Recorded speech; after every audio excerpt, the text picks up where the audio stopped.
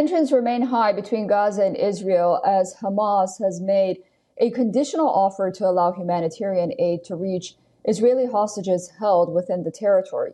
The group has said and will only reach the hostages if Israel halts all airstrikes and opens permanent humanitarian corridor that remain accessible at all times for the safe passage of humanitarian aid.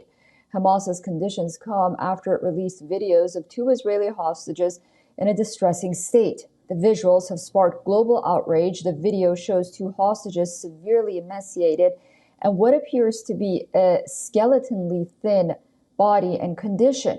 Israeli officials have accused Hamas of deliberately starving the hostages, using them as a cruel pressure tactic in the ongoing negotiations, as families of hostages demanded answers and accountability. Israeli lawmakers and Likud members of the Knesset told them to, quote-unquote, shut up, prompting uproar in the session of House Committee.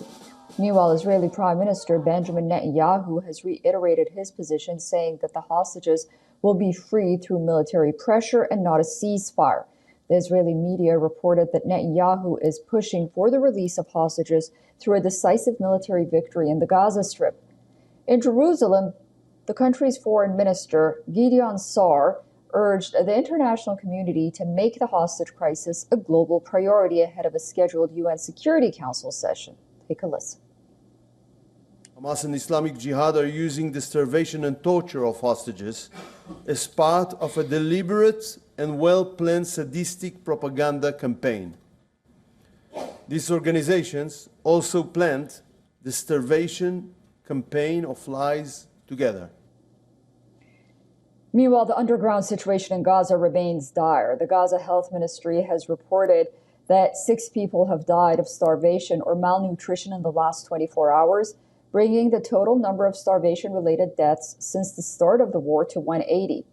The United Nations has issued a grave warning that widespread famine is unfolding across the Gaza Strip. Despite the threat, desperate women and children in northern Gaza continue to gather near the Zakim crossing, hoping to secure basic supplies.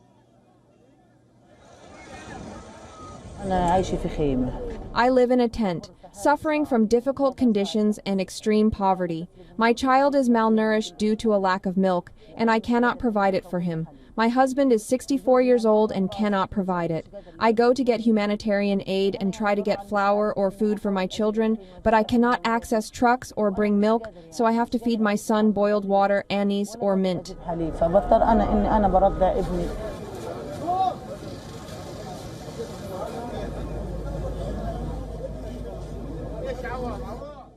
In Gaza's Al-Shifa hospital, Palestinians gathered to mourn loved ones who were killed by Israeli fire while attempting to receive aid.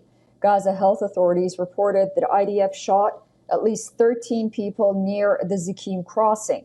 The crossing is a critical point where UN aid trucks are supposed to deliver supplies into northern parts of the Strip.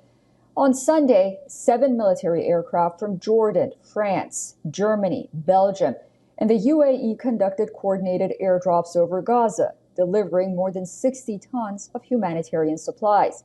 Despite the deliveries, many in Gaza, especially households lacking a strong adult male, say they are struggling to receive food and are starving.